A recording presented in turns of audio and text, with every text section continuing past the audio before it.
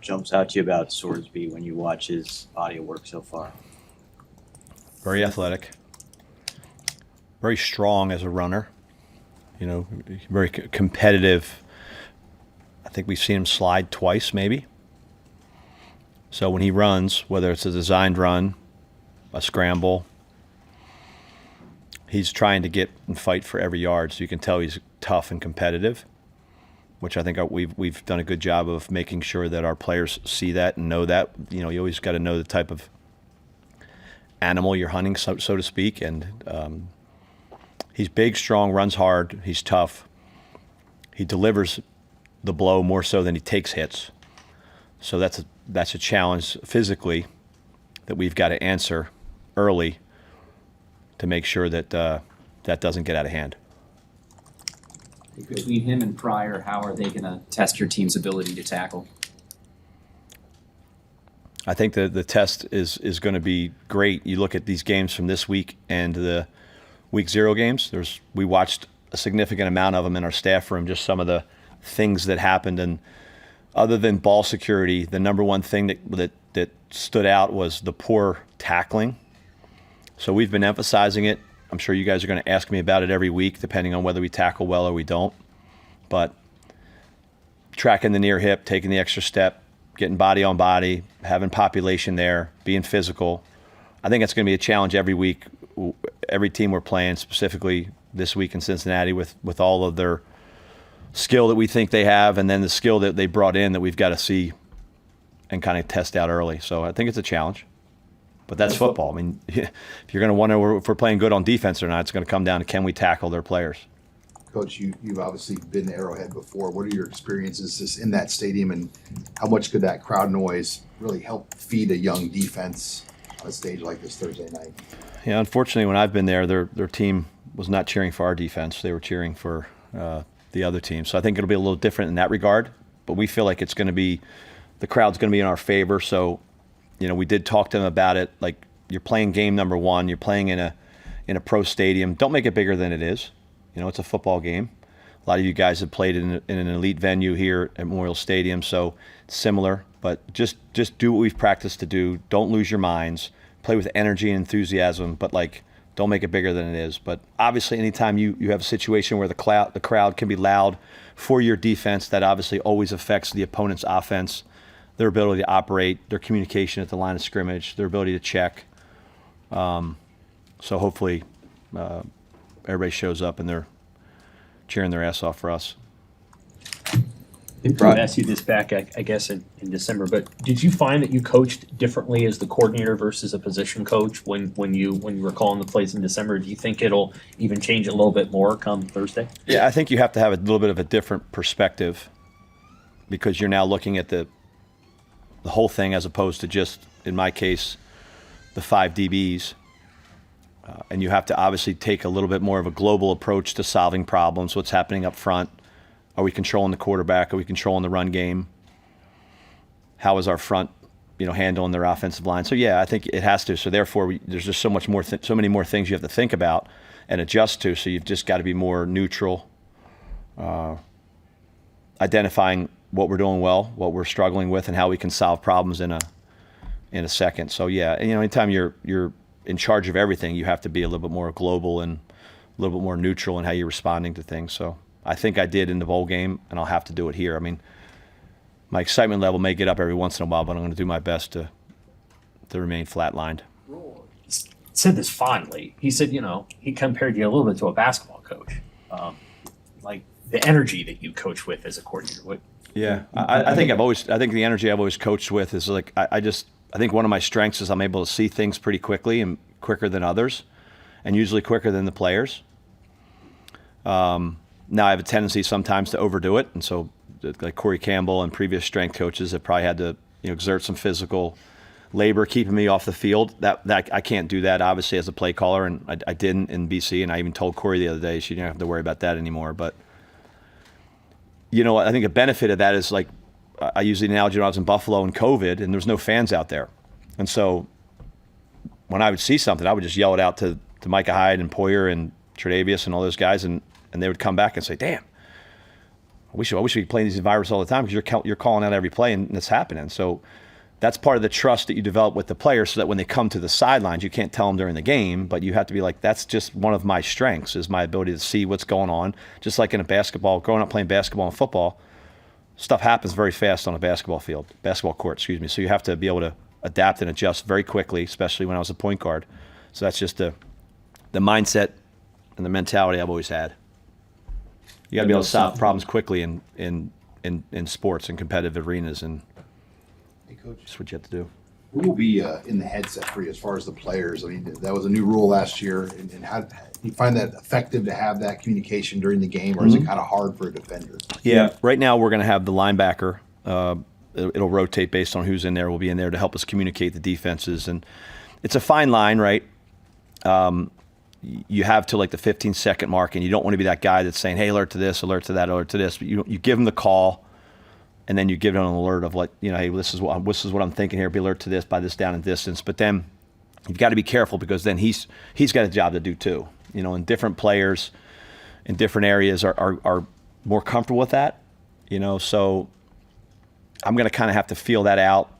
My relationship with the player that I'm talking to, how much they can handle, how much they can then communicate to the people that they're working with. I always felt like to me it's a great tool if used properly, meaning that give them the call, give them a couple bullet points, let them play. But I've also been around people that are talking to them the whole time, and the ball gets ready to get snapped, or it's at the 15 seconds, and they haven't really had a chance to process what they're doing. So I think it's going to be an area where I'm going to have to figure out early in the season to see how we can best utilize it to maximize the value to our defense, but not to the point where I'm handicapping them in any way, if you know what I mean. Their tight end, Royer, he's pretty proven pass catcher. Just what have you seen from him and maybe the unique threat he brings? Yeah, I think he's a weapon for them. I think they move him around a lot. Like they're trying to get him in matchups against linebackers and maybe smaller safeties.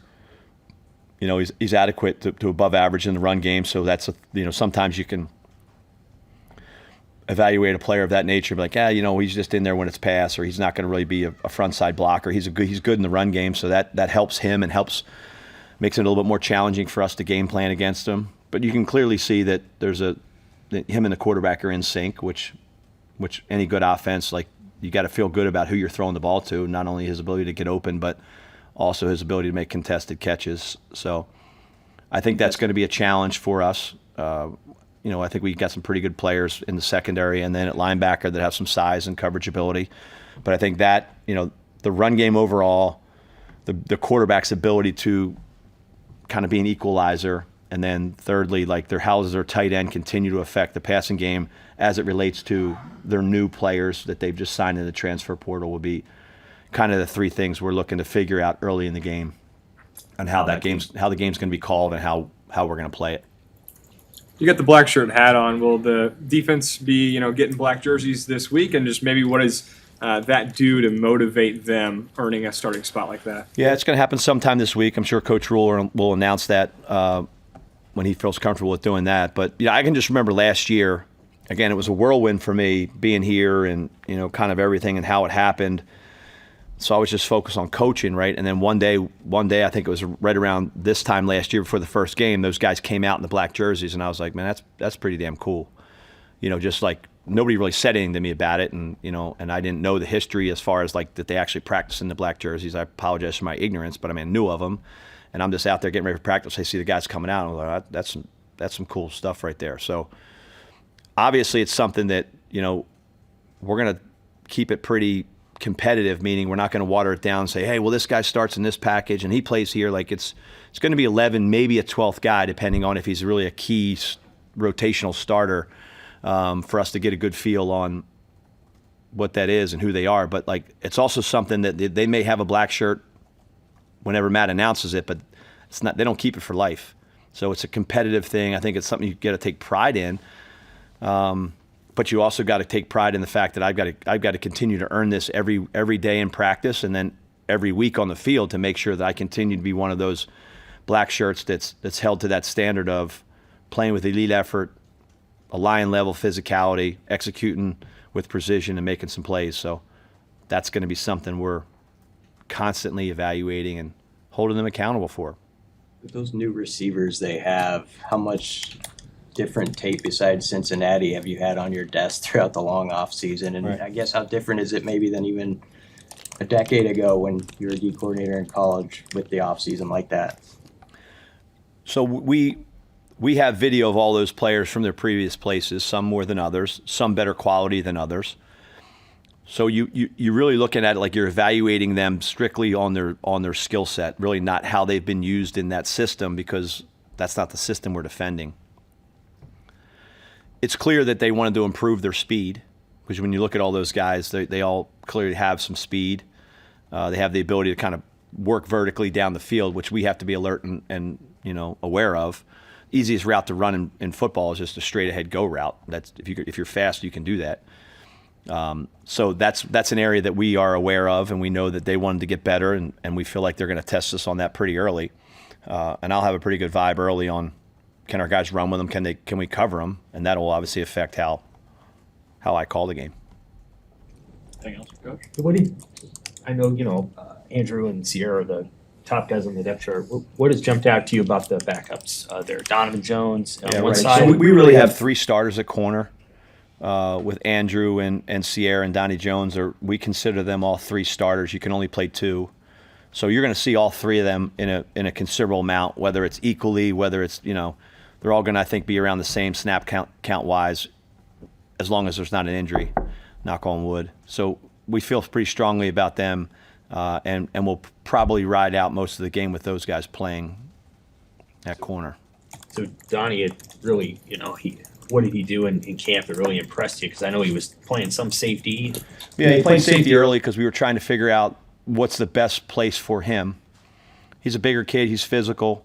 He has a safety type body, but he also runs like a corner. And we just we just through reps and time felt like that was just a place he was more comfortable at, and was playing better at. So as opposed to trying to, what's the old adage, like stick a square peg in a round hole and say, well, we need this, so you got to play here.